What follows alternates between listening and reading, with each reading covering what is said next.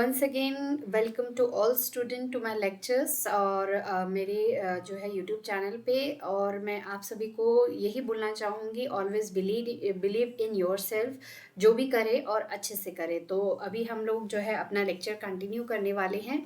तो आप लोगों को अगर चैनल की कंटेंट्स जो है समझ में आ रहे हैं तो आप सभी को पता है कि बहुत अच्छे से कि क्या करना है, शेयर भी करना है, सब्सक्राइब भी करना है।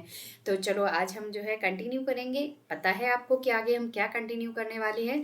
तो कंटिन्यू करने वाले हैं with the application, second application. तो पहले लेक्चर का जो प्रीवियस लेक्चर थे जिसमें हमने डिस्कस किया था जो है इंटरफेरेंस इन थिन फिल्म, तो अभी वो यूनिफॉर्म थिन फिल्म के लिए थी, लेकिन अब जो हम पढ़ेंगे वो होगी नॉन यूनिफॉर्म थिन फिल्म के लिए। तो नॉन यूनिफॉर्म थिन फिल्म के लिए जो है हमारी सेकेंड एप्लीकेशन है, और उस सेकेंड एप्लीकेशन का नाम है testing of the optical flatness of the surface. यानी किसी भी ऑप्टिकल इंस्ट्रूमेंट के जो है सरफेस की जो है फ्लैटनेस को we have to test with the help of जो है second as a second application of जो है वेज शेप थिन फिल्म। तो पहली जो एप्लीकेशन मैंने आप लोग को एक्सप्लेन की थी वो यूनिफॉर्म थिन फिल्म्स के लिए थी, और जो सेकेंड एप्लीकेशन यानी टेस्टिंग ऑफ ऑप्टिकल फ्लैटनेस है, इसको वन सेकेंड थोड़ा सा अच्छे से अब समझ में आएगा।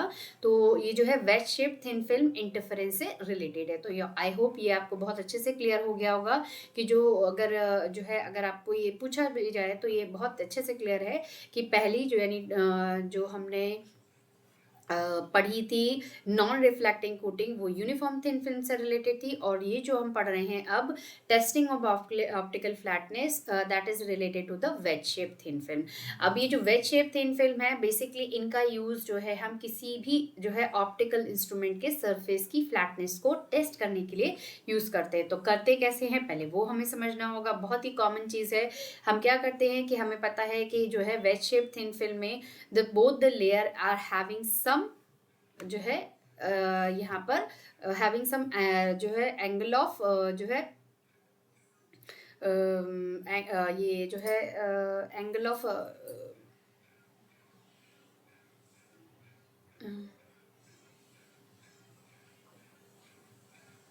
Angle of inclination. मतलब इन दोनों भी जो है दोनों ही लेयर के बीच में एक छोटा सा जो है एक एंगल होता है, एंगल ऑफ इंक्लिनेशन होता है। तो जो हमारी फर्स्ट लेयर है या जो फर्स्ट सरफेस है that is work as a reference surface, और नीचे की लेयर को हम वो लेयर कंसिडर करते हैं जिसका हम सैम्पल सरफेस की ऑप्टिकल फ्लैटनेस को चेक कर रहे हैं। तो चेक कैसे करते हैं? द बेसिक सिंपलेस्ट थिंग कि हम इन दोनों लेयर्स के बीच में जब जैसे ही इंटरफेरेंस क्रिएट होता है तो फ्रिंजेस पैटर्न जो है क्रिएट होता है।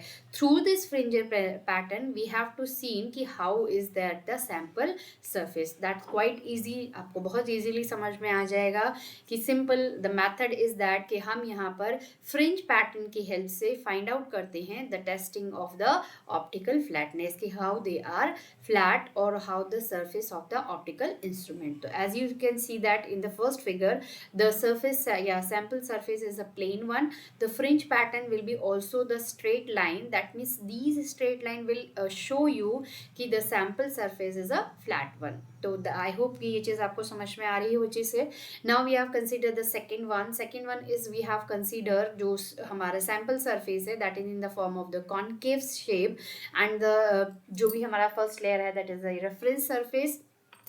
तो आपको यहाँ पे जो है दिख रहा होगा कि इनके बीच का जो फ्रिंज का पैटर्न बन रहा है वो कॉनकेव शेप में बन रहा है। तो ये कॉनकेव शेप जो है आइडेंटिफाई कर रहा है कि हमारा जो सरफेस है वो कॉनकेव शेप में है। Now we are moving to the third one. Third one में जो हमने जो अपना सैम्पल सरफेस लिया है वो कॉन्वेक्स फॉर्म में लिया है। तो बट ऑब्वियस है कि हमें जो फ्रिंज का पैटर्न मिल रहा होगा वो भी हमें कॉन्वेक्स शेप में मिलेगा। तो with the help of this convex shape of the fringe pattern we identify that the sample surface is in the shape of the convex shape. ठीक है। Now the last one is that if we are getting the irregular fringes into the fringe pattern, it will identify the shape of the sample surface is irregular. So while creating or having these different pattern of the fringes, we have to identify the sample of the surface which we have getting the optical flatness of that, and we are doing with the help of wedge shaped thin film interference. तो I hope आपको समझ में आ गया होगा कि ये किस तरीके से किया जाता है। And very most important thing कि अगर आपको जो है इस तरीके का क्वेश्चंस जो है एग्जाम्स में आना है, तो इसका जो है डिटेल मैं आपको नोट्स प्रोवाइड लिंक में दे दूंगी, वहाँ से आप जो है इसको डिटेल में पढ़ सकते हैं। तो आई होप आपको जो है ये टॉपिक अच्छे से समझ में आया होगा।